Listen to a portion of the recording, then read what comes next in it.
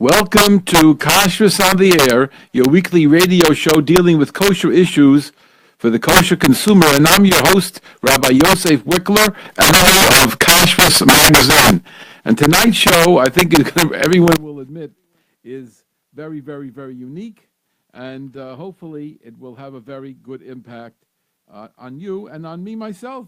I do this not just for myself, not just for you. I also do it for myself as well. And I think that you're going to enjoy the show.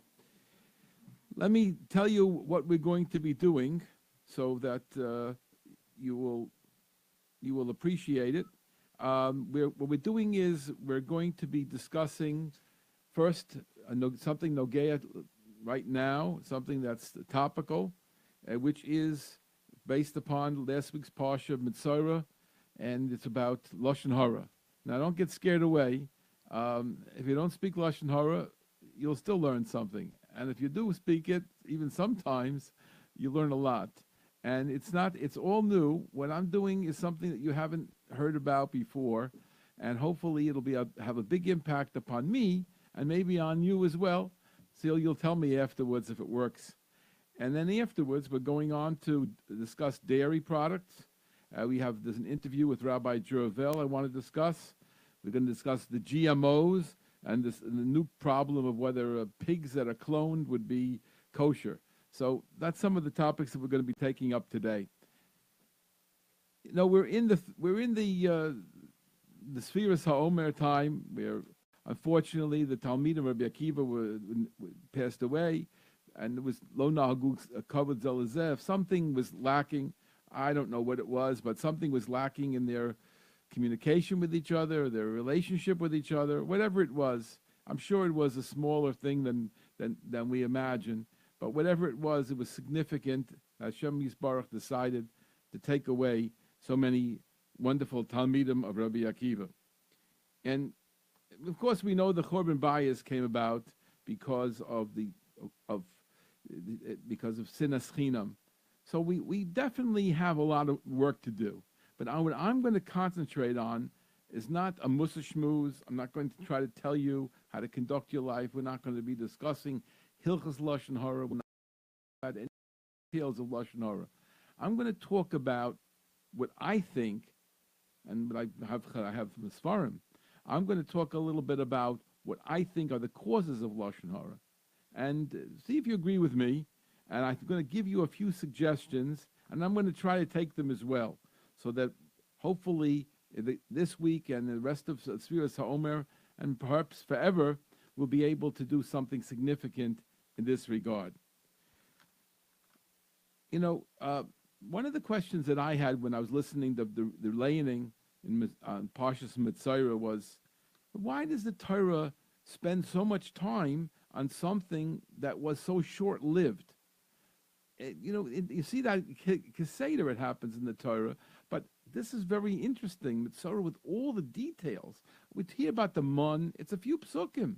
We say Tfilas Haman, so we tie into it because we're thinking about how Hashem could provide food for us and sustenance for us, and we daven to Him for it. So there is a tie-in, and it's only a few psukim.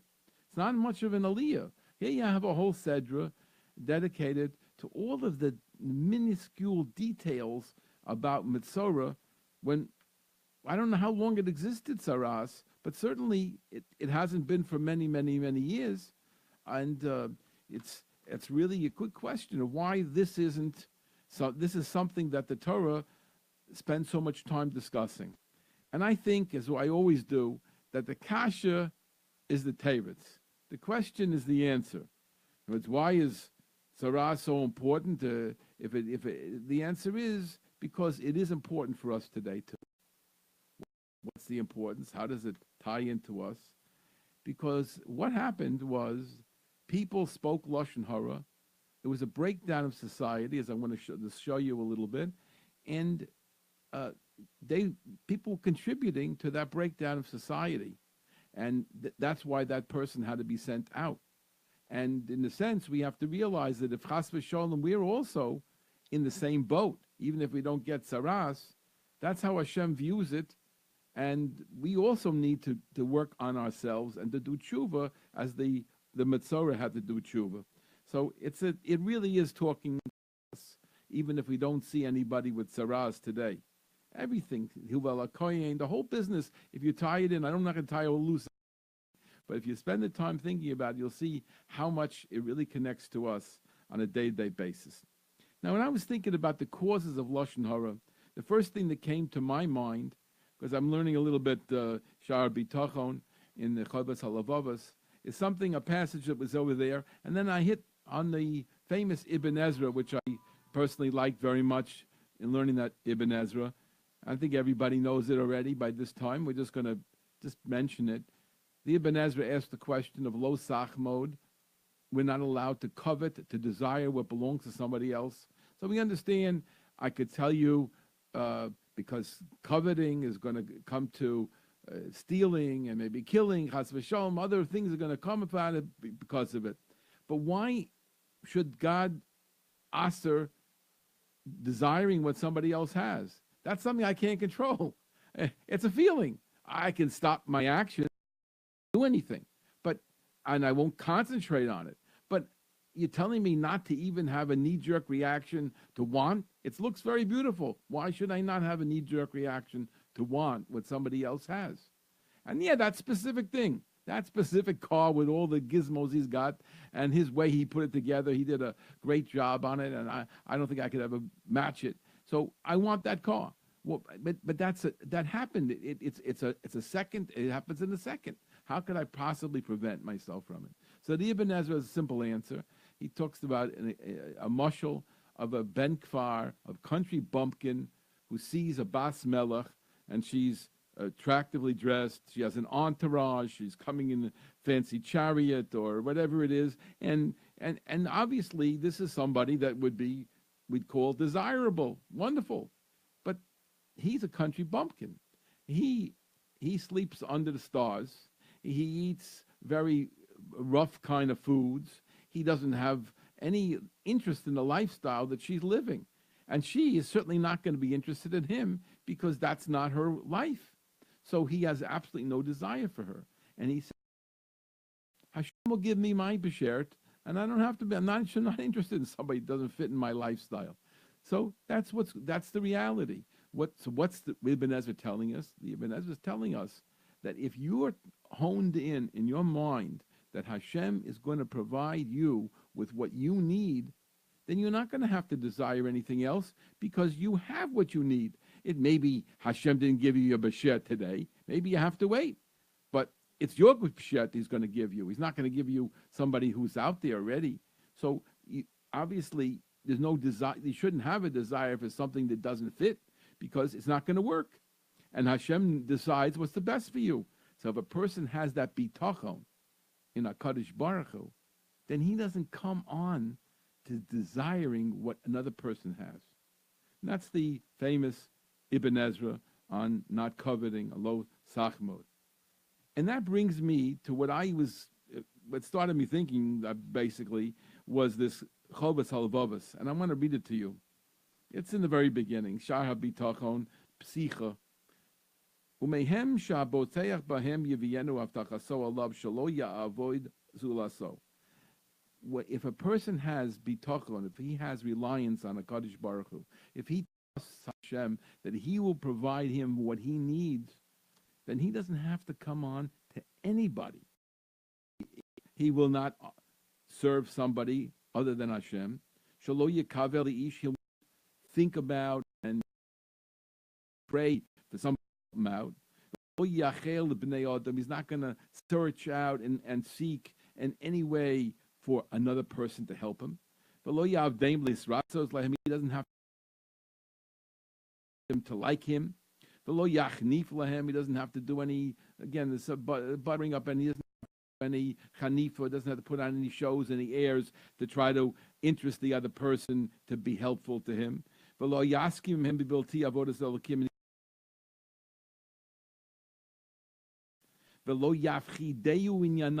going to be scared about what they're doing. He's not going to be afraid that they're going to argue with him and create problems for him. He's not going to care about another person hurting him. If a person has that tachon in Hashem, he's not going to talk Lashon Hara. Because what do people talk about Lashon Hara? Why are they talking Lashon Hara? Well, I talk about Lashon Hara because, it's geschmack. No, they're talking Lashon Hara because that other person over there has some connection to me. He's competing with me, and I want to show that I'm better than him, that he's not a good person. He's not that great. Or he hurt me, or anything. Whatever it is, it means that you don't really have 150% bitachon with HaKadosh Baruch Hu. Because if you had 150% bitachon with HaKadosh Baruch Hu, then you would not worry about what another person thinks or does at all. Because he cannot hurt you. He cannot steal from you. He is not your problem. HaKadosh Baruch Hu is the only person in your life, only being in your life, and he decides what you're going to get and when you're not going to get and when you're going to lose. It's all from him. Even though we think, but the other guy did it. Yeah, the other guy did it. He did something. He tried to do something, but HaKadosh Baruch Hu let him. And that's the way you have to think. And if you think that way, then that's bitachon in Hashem. And not relying or worried about another human being. And if you're on that level, then you are not drawn to Lashon Hara. Because the other person is not going to change your life. And you don't have to decide whether he's better than you and worse than you, or where you can get the thing away from him, or he can get it from you. All of that's tied into these coveting and desires. I'll just read a few more of the things he said. I'm not going to read all the words in Hebrew, though. He says,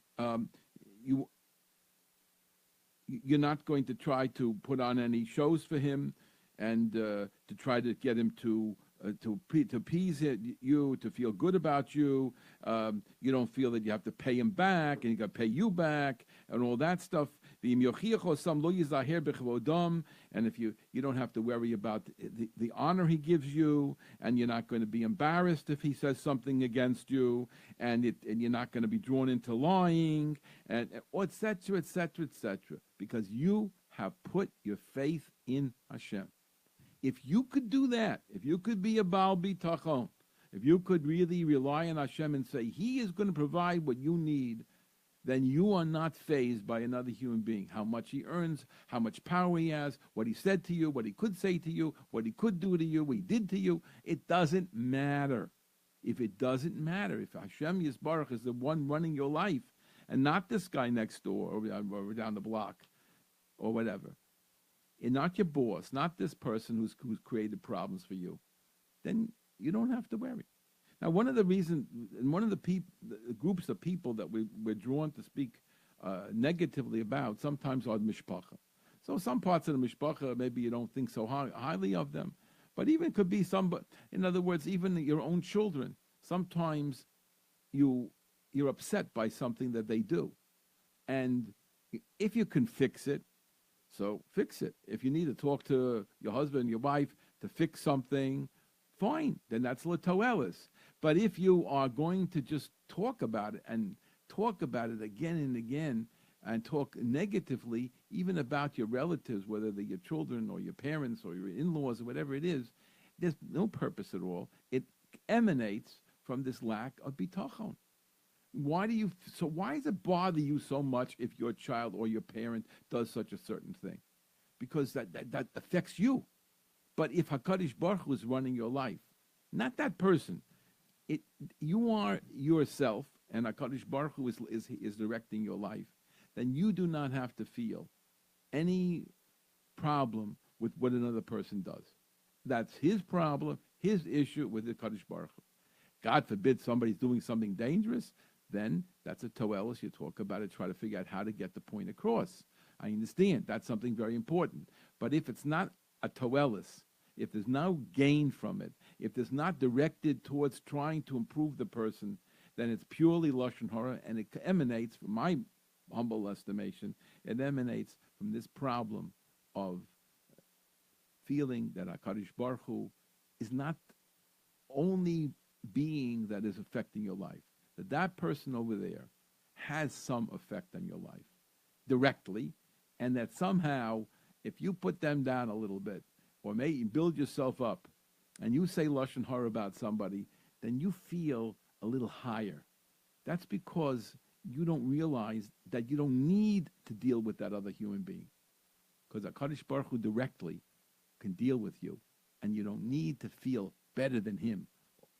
You don't need to feel anything negative about him in order to feel that HaKadosh Baruch Hu can help you. I think that's really one of the major causes of Lashon Hara. I want to mention also that the beautiful Rashi, which talks about how the Mitzorah is sent out of the camps, and a unique phrase is used. Badad Yeshev. He has to dwell alone, out of the machane, out of the camp of the Jewish people, alone. And there's a machloikus what pshat in Rashi is. Some people hold that Rashi means that he shouldn't be sitting with other people who are also tamei, but even more tamei than he is, tamei meis. Others say that Rashi says that two mitzoroyim can't be together. Don't tell me what it says in the Navi about the Matzoram. They met each other. Okay, I don't know, whatever that is. But they're learning Pshat and Rashi that the Mitzoroyim, some of them are learning Pshat and Rashi, cannot dwell together even when they're outside the Machna. And Rashi says the reasons why. It's a Chazal. It's a Gemara in Erechin, Daf Yud Zayin, Tes Zayin, Amid Beis. Va'amru Rabboseinu. Chazal say in the Gemara in Erechin, Manish Tana, why is sorry for the Manish Tana? Why is it different by the Mitzorah, Mishat Tameim, from the other people who are Tamei? That he should have to live alone in isolation.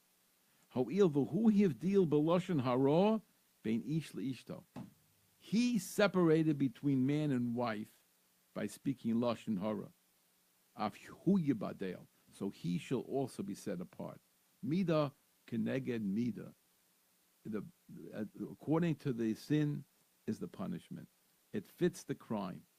He was trying to interrupt and make fight between husband and wife, whether he intentionally did it or didn't intentionally do it, but that's what he did effectively. So too he should be set apart.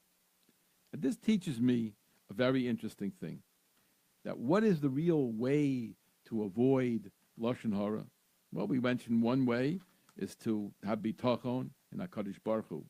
But there's another way, and that is to work for shalom, to look at this world as we are here, we're here to make shalom in the world. The opposite, the way Aaron was, Oev Shalom, Odev Shalom, or Havas Abrios Makarvan L'Torah. He was out there trying to make peace, to the extent that he lied, and he said, "Oh, so and so wants to make up with you," and he told the other person, "Oh, that guy that you had the fight with, he wants to make up with you," and they'd meet and they'd make up. What did he try to do? His goal was to make peace. Now, if Chas v'Shalom they met and it came out that Aaron lied, they all would hate Aaron, and they wouldn't like each other either, and it wouldn't go anywhere. But Aaron was shrewd, and he figured out how to do it, and he put himself on the line, and his goal was make peace. I'm here in this world, make peace. If we concentrated on make peace, there wouldn't be any Lashon Hara, because we really aren't concentrating on making peace. I don't want to say the other side, but we're not concentrating on making peace. If we were wanting to do that, then we'd want to find the good in the people. Which leads me to a story, but I'm going to have to wait 1/2 a second till I get there. I really have a few other points to talk about. I think maybe I'll zoom into it in a minute. I heard from Rabbi Avigdor Miller last night on a video that we show. We show every Motzei Shabbos a video of Avigdor Miller, the Thursday night lectures, half every week, 45 minutes. If anybody wants to come, just call me at 718-336-8544, and I'll give you the details, 718-336-8544. But that's only for men, and it's only Motzei Shabbos. It's 2 hours and 15 minutes after Lichbenchen. Last night was 9:35. Now, let me just tell you what he said, because if you never heard this before, this is powerful. Everybody knows what it says in the beginning of Pirkei Avos. Kol Yisrael yesh lahem chelik lo'olam haba. Every Jew has a portion in the world to come. He has a chelik, he has a portion in the world to come. Rabbi Miller said, that's not the pshat. He said, Kol Yisrael yesh lahem chelik lo'olam haba. All of Israel has a portion in the world to come. It doesn't say that each individual. It says Kol Yisrael. I'm somewhere else, but it's a beautiful pshat. He said, not you. You alone may not have a portion in the world to come. Klal Yisrael has a portion in the world to come. You want to be part of Klal Yisrael. You see that group over there? There, he mentioned Teimanim, Syrians, Lakewood, this group of Hasidim, that group of Hasidim, these people who live in Lakewood, people who live in Borough Park. He mentioned a lot of different groups. All of them are Klal Yisrael. Wrap your head around it. If you can think of all the people, all the different types, the ones you never get along with, the ones I don't understand what they're talking about. I don't understand I don't understand how they live. This doesn't make sense. All those people, if you can see them as part of the Klal Yisrael that's going to get Olam Haba, then you got a portion. But if you're going to start making segmentation, and to you it's not Kol Yisrael, you might have a surprise. That was his point. I think it's a very powerful point, a very powerful lesson, that we have no right to make groups. We have no right to think of ourselves as holier than other groups. Talk about legitimate groups in Klal Yisrael.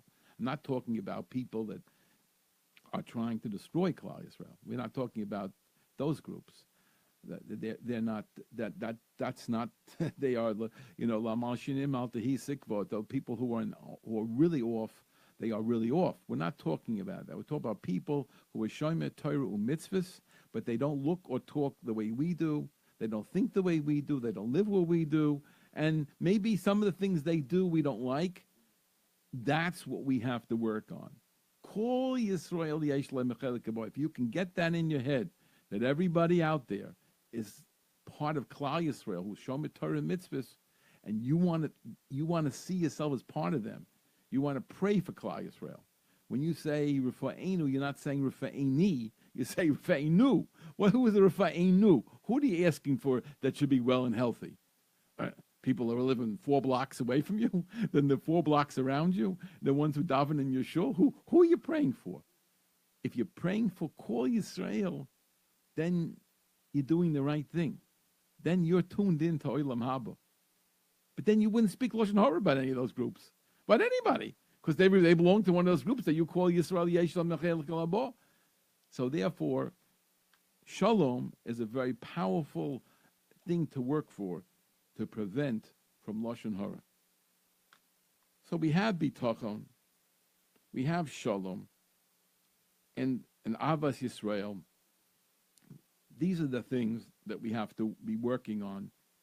There's another aspect or two, but I think it's getting a little late, and I want to get to some of the other topics. So let me just end off with a story that I've told here before, I believe. Maybe I haven't told it, but it's a personal story, but I think it's well worth using. Many, many years ago,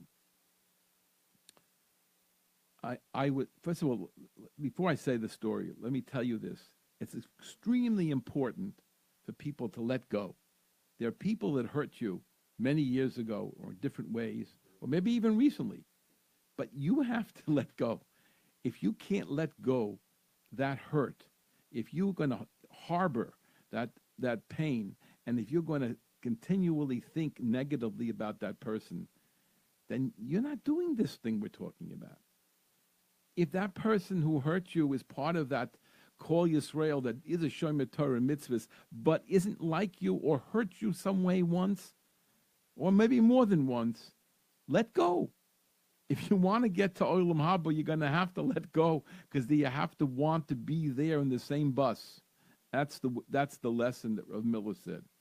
And I think it's a very, very important thing, the concept of letting go. I want to tell you one story. I don't know if I said this here at all. When I was very young, I was in yeshiva, and we had 10 people in the yeshiva. 10. Including the Rosh Yeshiva. 10 Talmidim, including the Rosh Yeshiva. And, you know, when you're in yeshiva, you learn first Seder, second Seder, third Seder, and you have a chavrusa for Mishnah Brura and a chavrusa for Musar. Sometimes they're the same, sometimes they're different. Out of 10 people, 9 people actually, how many chavrusas could you make? And then there's one zman, another zman, another zman. You know, time goes on. I mean, you used everybody up in yeshiva. So I reached a point, I said, you know, I've tried everybody in the yeshiva. I've learned with everybody. And I don't have anybody I want to go back to for the next zman. So I got to leave. And then I said to myself, I don't want to leave. I like the yeshiva. I'm doing well here. It was the best yeshiva I probably ever went to, and except for my own. But it was a tremendous yeshiva. But I didn't. I ran out of chavrusas. So, and I found I knew everything wrong with everybody. I'm a Bucky in that, by the way. I can always find the things wrong with people. So I said, what do I do? And I said, you know, there's only one way out. I opened up a notebook and a little pad, and I took 10 people. There's not too many pages, right? So I gave everybody a page. I wrote every name down, and then I said, think about good qualities about this person. And, you know, I knew the negative, but I started concentrating only on the positive. I'd write one thing down for this person, one thing down for that person. And I sat there. I don't know how long it took. I don't know if it was a couple of days. It was one sitting. I don't remember anymore. It's too many years ago. But I had a little pile on everybody's name. Only good. I didn't leave the yeshiva. I was able to find everybody again. To find chavrusas, and everything worked out fine, Baruch Hashem. But I don't know how it came into my head, but I realized the only way is to start looking at people for the good in them. You're not going to, whatever they did wrong, whatever upsets you, whatever's causing your lashon hara, it was partly because of lack of bitachon in HaKadosh Baruch Hu exclusively, partly because you're not working on shalom, or you don't have the Avos Yisrael of the Kol Yisrael Yesh Lahem Chek Lo Mabo. So those things are lacking. But it's also that you don't see them as good people. If you would work on finding 3 things about these people that you just want to say lashon hara about, so instead of saying lashon hara, sit down and write 3 things about the person you were going to say lashon hara about, or you did say lashon hara about yesterday or today. If you would sit down and write 3 things about them, positive things, and look at them, you would find that person is mole mitzvos karimon. They're filled up with mitzvahs and value like a pomegranate has seeds. Unbelievable what's in a human being and how much good they try to do. I remember one person in particular. I'm not going to give you any details about these people because they were all very interesting, by the way. Everyone was unique in that yeshiva. There weren't 2 people that were in any way similar. Very, very unique people. Well, one person I remember clearly wasn't from the brightest that I've met in this world. He was a very nice person. I know him till today. But he wasn't, I would call, super bright. Nothing, I didn't say he wasn't capable, but he was not really super bright. And I remember thinking, what am I going to write down here? And I said, you know, he tries very hard. And it was true. And I watched him through life. He tried very hard. And he did very well with what he has.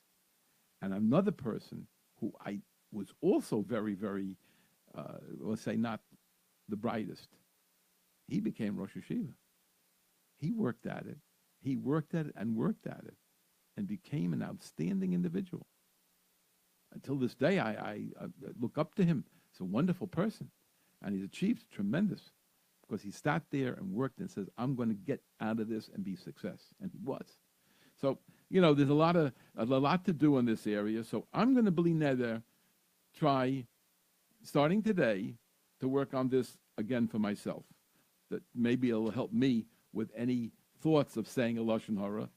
And I have to deal with lashon hara all the time because people ask questions.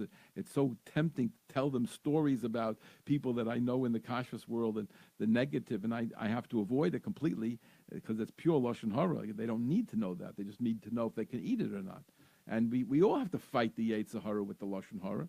So I hope today I gave you a few tools to use in seeing the reasons for the lashon hara, and maybe together with me, maybe we'll be able to make a little strides in bringing back some of that Ahavas Yisrael and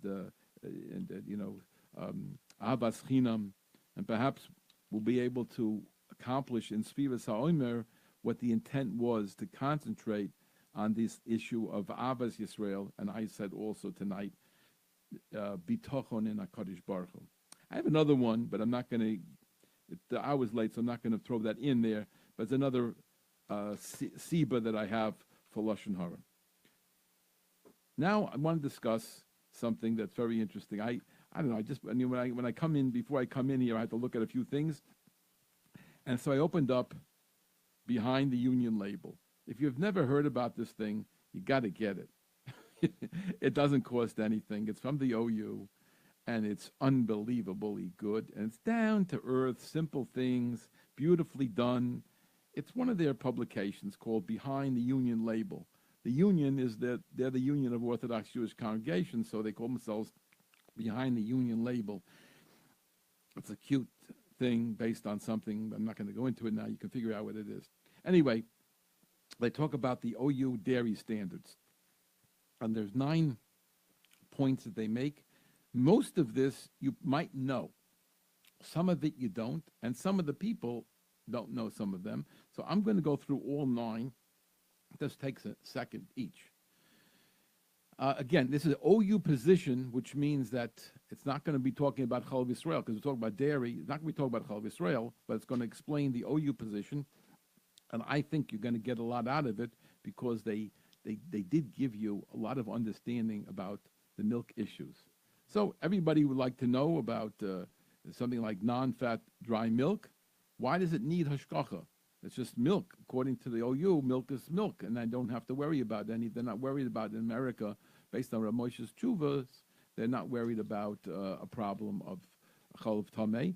Others hold you have to have chalav Yisrael even today, even in America, and that's not. I'm not going to get to that topic now. I'm just taking the OU position. So why does non-fat dry milk need to have a hashgacha? So the answer is spray dryers. Now, you don't know anything about spray dryers, and I know very little about it, but they're huge pieces of equipment. And the spray means the thing becomes like pellets. Goes in the air, becomes like becomes a little powder. And so you're turning the milk into powder through the spray dryer, and it flies up in the air and comes down, and it's a big piece of equipment, very hard to kasher. So that's the big problem, and they can be doing non-kosher because these kinds of equipment are used not just for milk; they're used for other things as well. So that's the main problem for the non-fat dry milk. Why isn't ice cream acceptable from any source? All right, everything most of us know a little bit about it, but listen to what they said. Sweet cream, the creamy part, the real sweet cream, that's a fatty component of milk, is basically all kosher, as long as it's not processed on non-kosher equipment. But the plants that make the ice cream manufacture whey cream. So the cream that goes into ice cream could be in a place where they make whey cream. Whey is a byproduct of the cheese-making process. Cheese that's not done according to the laws of Kashrus is called Gevinas Akum. And Gevinas Akum is forbidden to eat. It's not a chumrah. It's something that very frum people do. Gevinas Akum, cheese made by non-Jews without being done according to the halachos of cheese-making process, is considered to be not kosher, even though there's nothing wrong in it. Even if you know there's nothing wrong in it. Even if you're sure there's nothing wrong in there. It has to be done with the Jew putting in the coagulation, the putting in the enzyme. Otherwise, it's not called Venus Yisrael. It's called Venus Akum. It's called non-Jewish cheese. And the whey that comes as a byproduct when the cheese breaks away, and the whey breaks away from the cheese, in the cheese, and they sell that, and they work on it, and they make whey cream. So that is halachically treif. So that's the big problem that goes on in making the aside from other things that they could add into ice cream, and they even add gelatin, etc. But that was an interesting point. Now, why isn't cheese kosher? So we mentioned it basically. He says it's not a question of just rent it, but it has to be done according to the process with on-site rabbinic supervision, it says. But it's not just the supervision; they actually have to be involved in the cheese making process. It's something that the mashgiach must be involved in. Now, this is an old question. This is a question maybe about 20 years old. You might have heard of it, maybe you didn't hear of it. Years ago, there were certain givens. It was given that butter was kosher. The regular, and then they decided, well, they can adulterate a little bit, but AA butter, that's the high grade AA butter was always considered to be kosher. And about 20 years ago, it was pointed out that the people who are careful about Chal Yisrael should be careful and not use AA butter, even though al pi halacha it was mutter to use butter, because the way they make it to now is to add things, because butter has no taste. And so to make a taste, if you have salt, then salt makes a taste. But if you don't, the butter without salt, the only thing that gives it a taste is a creamy substance that you add in. So even though the butter it could not be not kosher, but the add-ins, the things that you put on to give the flavor, they could be not kosher, or they could. So therefore, people who are makban on Chal Yisrael could not eat AA butter. Now it's saying something even stronger. Why isn't AA grade butter acceptable without kosher certification? Not because of the Chal Yisrael thing. Although AA grade butter should be made purely from sweet cream, which is kosher, research has shown that so long as there are no discernible, I can't pronounce this, organoleptic ramifications. Okay, somebody will tell me what it means. Organoleptic ramifications, small amounts of whey cream can be tolerated in AA butter production. I did not know this until I read the article. Since whey cream is highly kosher sensitive ingredient, AA butter needs kosher certification. So we gave out about 20 years ago or 15 years ago or something that people in makban and Chal Yisrael cannot eat plain AA butter. The OU is giving out now, and I did not know this until I read the article, that nobody can eat AA butter, even if you're not makban and Chal Yisrael, without a hashgacha, because they're using, or they can use, whey cream, which we consider to be Venus Akum. Now, milk is one dairy ingredient that the OU considers to be acceptable from any industrial source. But it's not across the world, only in certain countries. Because some countries do allow other milks to be used. So that's the concern they have. Rabbi who wrote this, Rabbi Gordimer, wonderful gentleman who's written some wonderful things I love very much. So he says over here that he was told that Greek yogurt is always kosher. Is this correct? No, he didn't say that. He's asking the question. Another person said it as a question. Is Greek yogurt always kosher? So he answers no. All yogurt, even unflavored and without stabilizers, contains cultures. Cultures are extremely kosher sensitive, and that's why all yogurt needs proper kosher certification. So you can't use it stamazoi. But many people I know used to buy these things with the kefir and this and that, and they it's just milk and whatever. But the cultures, that's the killer. Okay. He asked about skim milk versus condensed skim milk. So skim milk, according to the OU, is not a problem. But when you take the condensed skim milk, you need a good hashgacha. Why? They have evaporators that are used that may at times be used for non-kosher materials. Then he asks about cream cheese. Is cream cheese okay from everywhere? So he goes in to discuss stabilizers and stuff like that, and rennet, the different things that are put into these cheeses. Then he asks, why do kosher cheeses and cheese powders, from the OU anyway, usually bear an additional OU certification feature, such as a signature sticker of the supervising rabbi? Aside from the regular OUD symbol, they put a sticker with the signature of the rabbi. So that's because these are special productions. They're in big plants, and every cheese that comes out OU in these big plants is being done under special production. And the only way to guarantee that it really is OU and they didn't just move the labels around, is this particular thing of having an additional protection from a signature of a rabbi. So that's a little bit an idea of some of the things that Rabbi Gordimer has in that wonderful article and behind the union label symbol from the OU. And now I want to read from this, which I love. I mean, Rabbi Avram Jurvel for the OU is one of my mentors, somebody who helped me out so many times and so long ago. It got me started in the right direction with the magazine. When I first started Kashrus magazine, we used to call it Kashrus newsletter.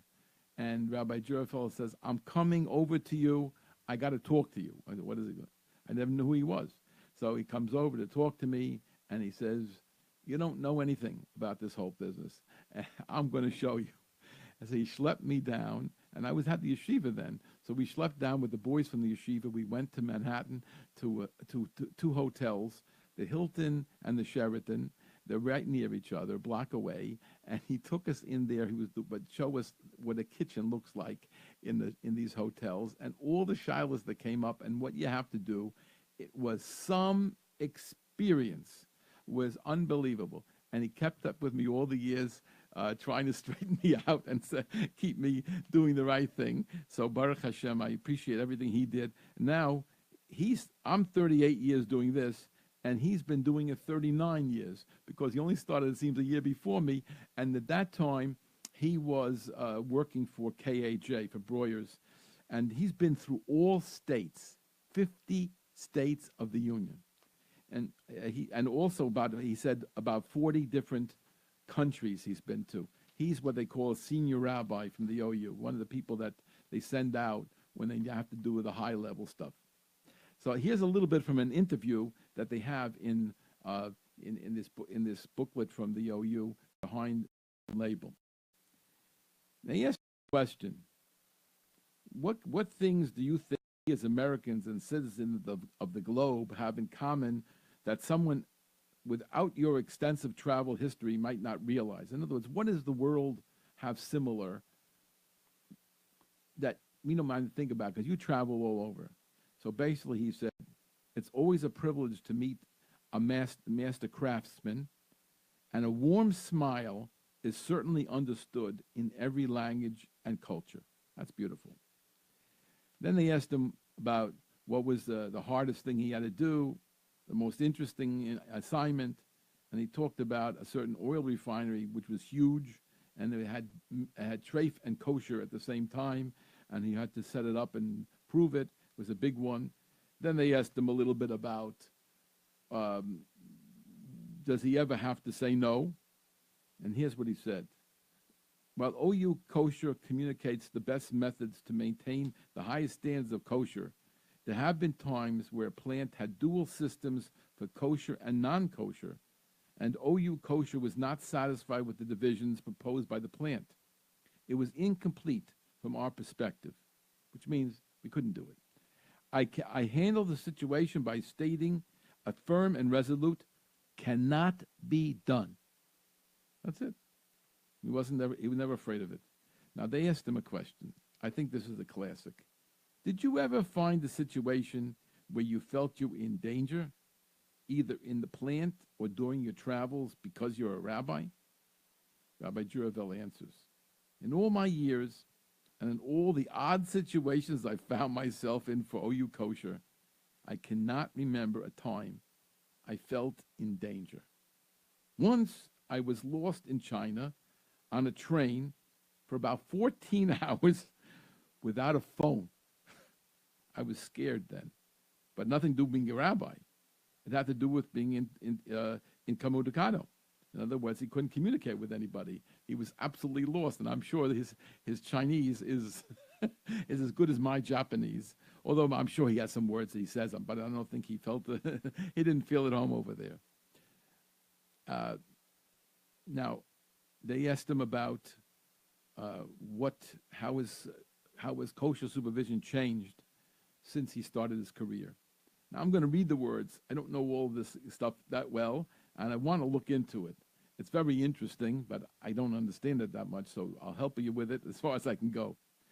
He said the introduction of formal quality systems, ISO systems, and of various third-party audits, many of which are looking for the same things as kosher audit, have really helped smooth the way for kosher programs.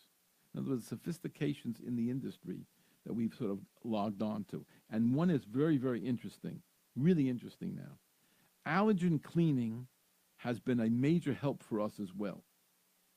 Now, due to the allergen concerns, the QA staff, the quality control, whatever it is aware in advance of our arrival of exactly which items and lines would have contact with dairy.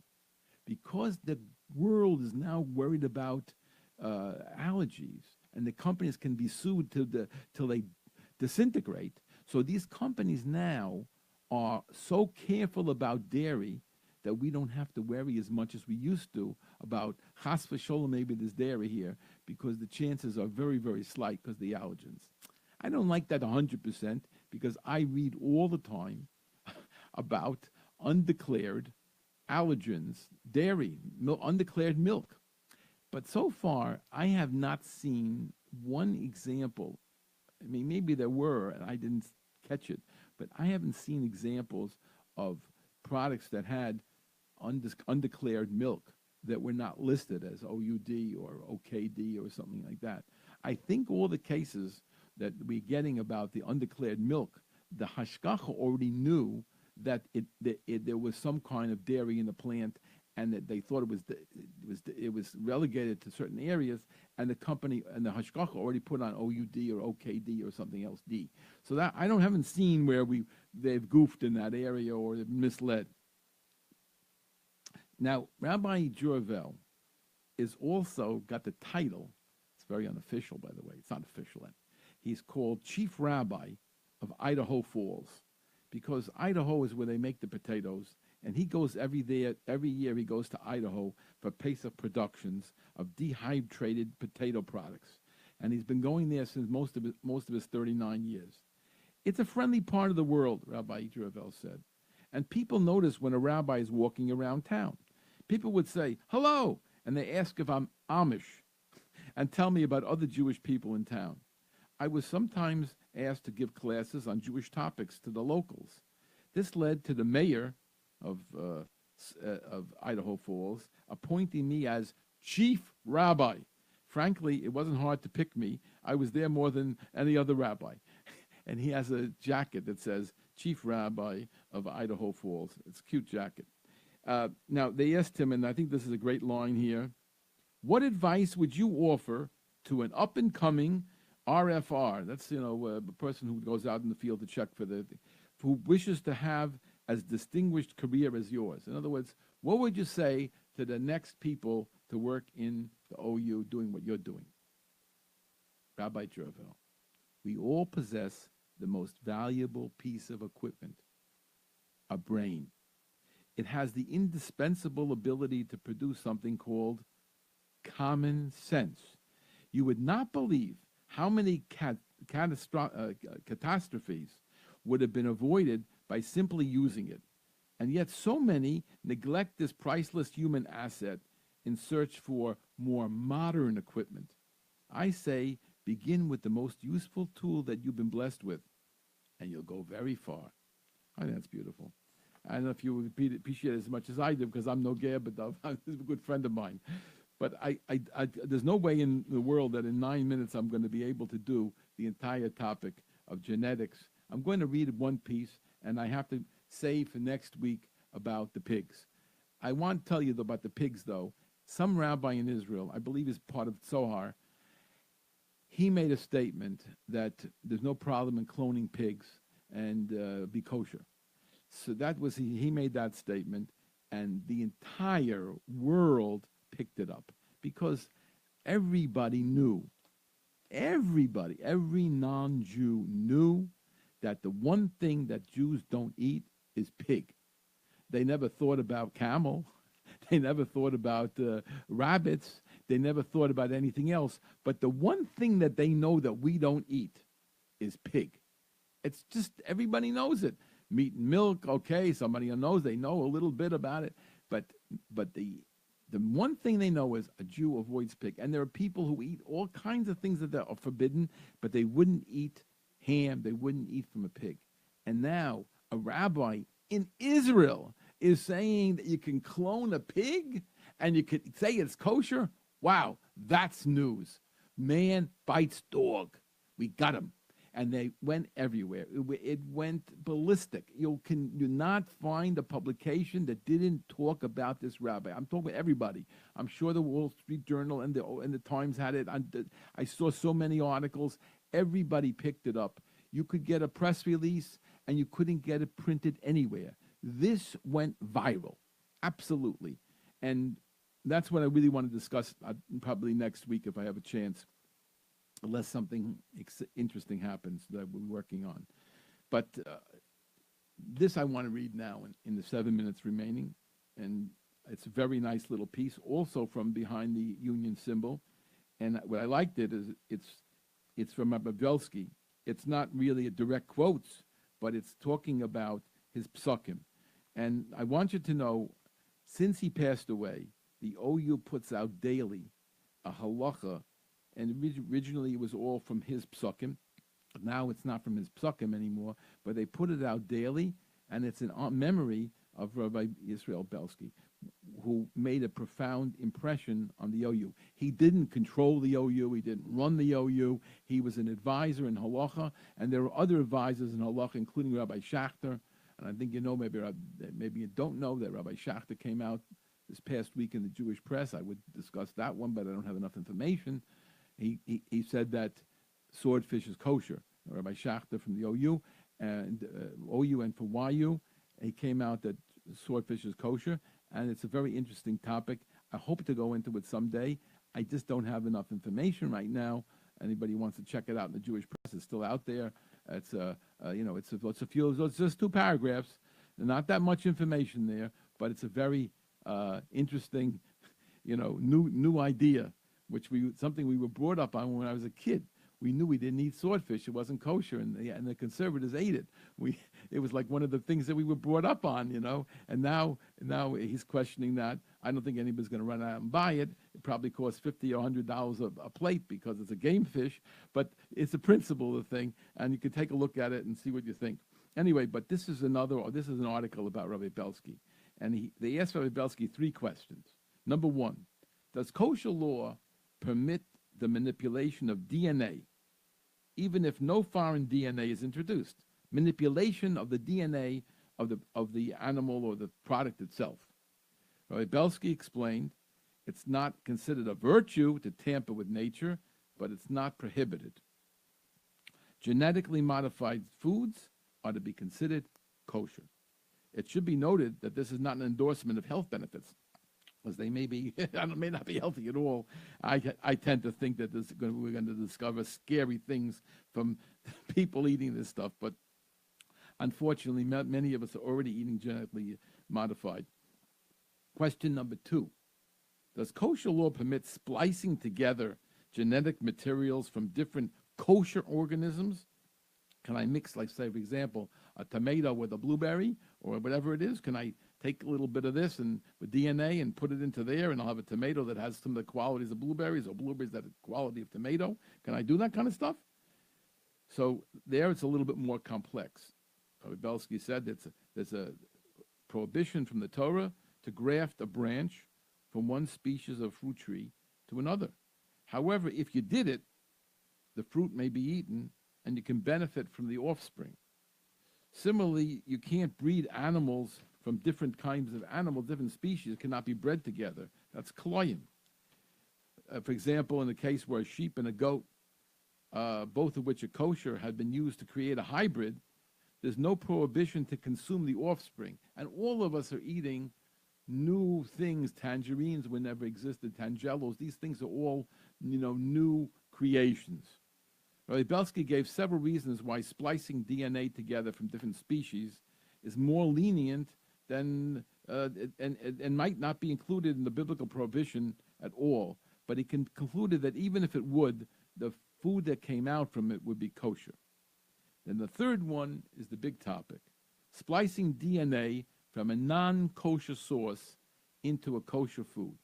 And when Rabbi Belsky was alive, the discussion was about a salmon getting DNA mixed with DNA from an eel. An eel is not kosher, salmon is. This question is the most complex of the three. And you have to have a case-by-case evaluation. Rabbi Belsky was asked about a salmon that was engineered with genes from an eel. It makes it go faster.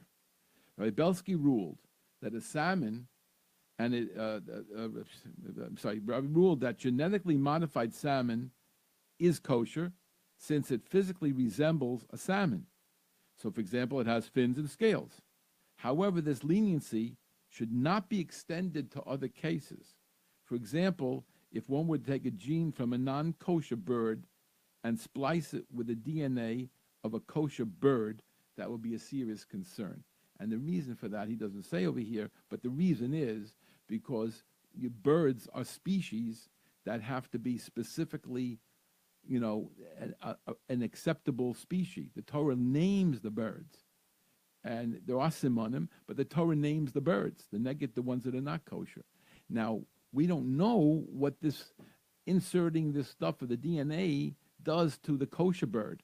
With fish, you have to have fins and scales. If the resulting fish has fins and scales, then presumably, even if it looks a little bit like an eel and smells like an eel, and maybe it moves as fast as an eel, but still it's a salmon. And halakhically, it has fins and scales, and it has to be kosher. That's what Rabbi Belsky said. But when you get to the birds, it's different. And the question is going to come up then about the pig, which we'll discuss in Mitzvah Hashem next week.